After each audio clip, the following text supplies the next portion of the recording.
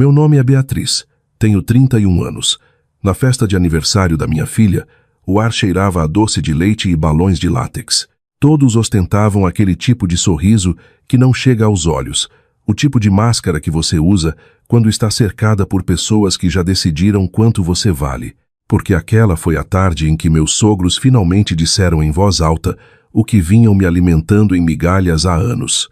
O momento em que minha sogra se inclinou o suficiente para que seu hálito roçasse meu ouvido e sibilou: "Você não passa de uma sanguessuga", como se a minha existência fosse uma mancha na toalha de mesa engomada. Senti meu peito apertar, mas não chorei, porque chorar era exatamente o que eles esperavam. E eu tinha aprendido que minhas lágrimas eram uma moeda que eles adoravam gastar. A festa deveria ser sobre a minha filha, sobre a risada dela ecoando pelo salão, suas mãos pequenas sujas de brigadeiro, seus olhos brilhando quando as velas do bolo foram acesas. Mas toda vez que eu olhava para a mesa comprida dos parentes, sentia o julgamento rastejando pela minha pele, me medindo, me pesando, decidindo que eu não era o suficiente. Eles sempre diziam que eu tinha sorte. Sorte de ter casado com alguém da família deles. Sorte de ser tolerada. Sorte de ter o que comer. Sorte de ter permissão para existir perto deles. Quando me servi de uma bebida para acalmar minhas mãos trêmulas, não percebi minha sogra me observando como um gavião observa um camundongo no campo. Não notei os lábios da minha cunhada se curvarem num sorriso fino e satisfeito. Eu estava rindo com uma vizinha quando me virei e vi claramente, inequivocamente, o movimento pequeno e praticado dos dedos, a inclinação rápida do pulso, o toque suave de algo pálido escorregando para dentro do meu copo. De repente, as palavras de cada história de vingança que eu já tinha ouvido ganharam vida na minha cabeça. No aniversário da minha filha, vi minha sogra colocar um pozinho na minha bebida. Então, eu me levantei, sorrindo, e entreguei o copo para a minha cunhada invejosa. Ela bebeu o que era destinado a mim. Só que isso não era uma manchete de jornal. Era a minha vida, a festa da minha filha. O ar trancou na minha garganta quando percebi até onde eles estavam dispostos a ir para me lembrar do meu lugar. Eu não gritei, não denunciei ninguém, porque o medo aguçou meu foco em vez de entorpecê-lo. Vi os olhos da minha sogra se voltarem para mim, me desafiando a reagir, me desafiando a fazer um escândalo para que ela pudesse me chamar de dramática, instável, ingrata, os mesmos rótulos que ela sempre me dava quando eu tentava me defender. A memória dela sussurrando sanguessuga ainda queimava, e de repente, cada insulto se alinhou perfeitamente na minha mente. Cada vez que disseram que eu vivia às custas do filho deles, cada vez que contaram o que me deram e ignoraram o que eu retribuí. As noites que passei em claro com uma criança doente enquanto eles dormiam. As refeições que cozinhei, os sorrisos que forcei. Minha cunhada riu alto demais de uma piada que alguém contou, fingindo não notar meu olhar, fingindo inocência enquanto estava tão perto da minha bebida. O cotovelo dela roçou a mesa, e eu percebi então que aquilo não era apenas crueldade, era arrogância. A crença de que poderiam fazer o que quisessem comigo, e que eu engoliria literal e figurativamente. Minhas mãos pararam de tremer, como se algo dentro de mim tivesse se encaixado, uma calma que me assustou mais do que o pânico jamais o fez. Envolvi meus dedos no copo, sentindo o frio contra a palma da mão, pensando no rosto da minha filha, no que significaria se eu bebesse aquilo, em como pequenos momentos como este moldam o futuro de uma criança sem que ninguém perceba. Levantei-me lentamente, o barulho da sala diminuindo apenas uma fração, enquanto cadeiras rangiam e conversas baixavam de tom. E eu sorri, o tipo de sorriso que parece uma armadura, o tipo que você usa quando decide que cansou de implorar por misericórdia. Caminhei em direção à minha cunhada, meu coração batendo forte, mas meus passos firmes. Eu sabia que aquilo era real, estava acontecendo agora, e não havia botão de desfazer. Estendi o copo e disse, algo leve, algo inofensivo, algo de que ninguém pudesse me acusar de distorcer depois. Minha voz estava firme, enquanto eu oferecia a bebida a ela, vendo a confusão passar pelo seu rosto, vendo minha sogra enrijecer, vendo o cálculo mental rápido atrás de seus olhos, enquanto percebiam que eu não estava seguindo o roteiro que escreveram para mim. O salão prendeu a respiração enquanto o copo mudava de mãos, e naquele segundo suspenso, entendi que tudo depois disso seria diferente. Que a festa, os insultos, o sussurro de sanguessuga, o pó destinado a mim, tudo estava prestes a colidir.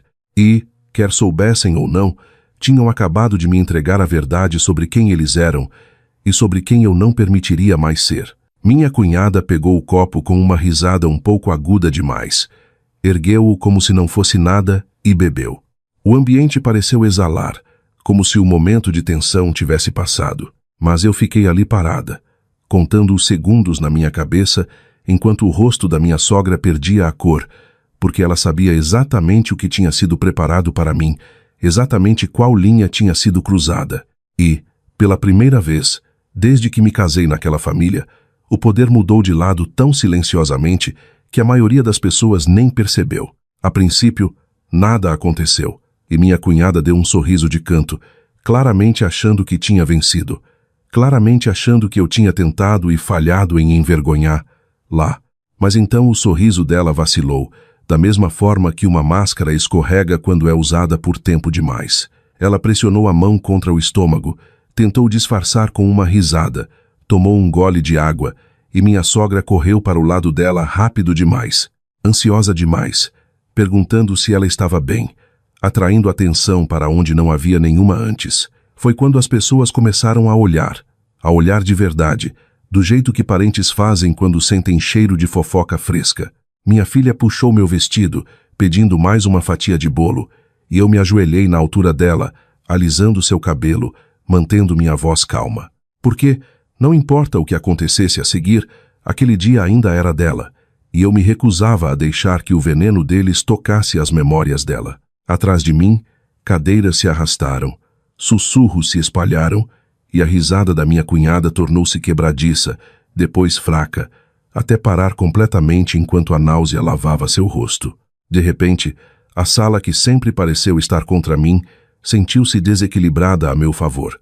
Alguém sugeriu que ela se sentasse. Outra pessoa perguntou o que ela tinha comido, e os olhos da minha sogra queimavam buracos nas minhas costas. Um grito silencioso de acusação e medo, mas ela não podia dizer nada sem revelar tudo. Lembrei-me do seu hálito no meu ouvido, do insulto sibilado. Você é apenas uma sanguessuga. E percebi o quão desesperadas aquelas palavras tinham sido, o quanto ela precisava que eu acreditasse nelas, porque se eu parasse de acreditar, ela perderia o controle. Minha cunhada acabou no banheiro vomitando, humilhada, enquanto os convidados fingiam não notar.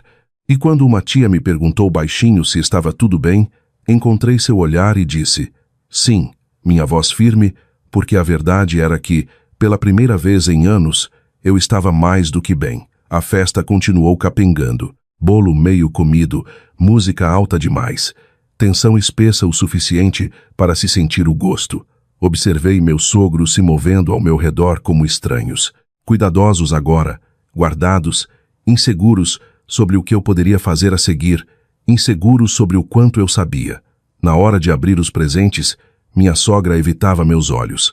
Minha cunhada permaneceu escondida, e eu ajudei minha filha a rasgar o papel de embrulho, torcendo alto, rindo genuinamente, porque a alegria também é um tipo de vingança, uma que eles não podem contestar ou distorcer. Mais tarde, quando os convidados começaram a ir embora e a casa esvaziou, meu marido finalmente perguntou o que tinha acontecido. Sua voz era baixa, seu rosto estava pálido. Eu contei tudo a ele, cada sussurro, cada olhar, cada insulto, o pó, o copo, a verdade que eu vinha engolindo há anos. E vi algo nele quebrar e se reconstruir ao mesmo tempo. Ele não os defendeu, não minimizou o ocorrido, não me disse para manter a paz, e só aquilo já pareceu uma vitória maior do que qualquer confronto poderia ter sido. Naquela noite, depois que minha filha adormeceu abraçada a um brinquedo novo, sentei-me sozinha no silêncio e repassei o momento repetidamente. A escolha que fiz, a calma que surpreendeu, até a mim mesma, e entendi que o que era destinado a mim não era apenas veneno em um copo. Era uma vida inteira de humilhação, de ser diminuída, de ouvir que eu não era nada sem eles. Mas o que eles me entregaram em vez disso foi clareza. Parei de atender às ligações deles. Parei de frequentar os jantares de domingo. Parei de me explicar para pessoas que nunca ouviam. A palavra sanguessuga perdeu o ferrão quando vi o quão desesperadamente eles precisavam que eu estivesse abaixo deles para que se sentissem altos. Meses depois, soube que eles contavam a história de forma diferente, que eu os tinha envergonhado, que eu era manipuladora, dramática, até perigosa. Mas, pela primeira vez, eu não me importei com a versão de mim que eles contavam para o mundo, porque eu finalmente conhecia a minha própria. No aniversário da minha filha, vi minha sogra colocar um pozinho na minha bebida.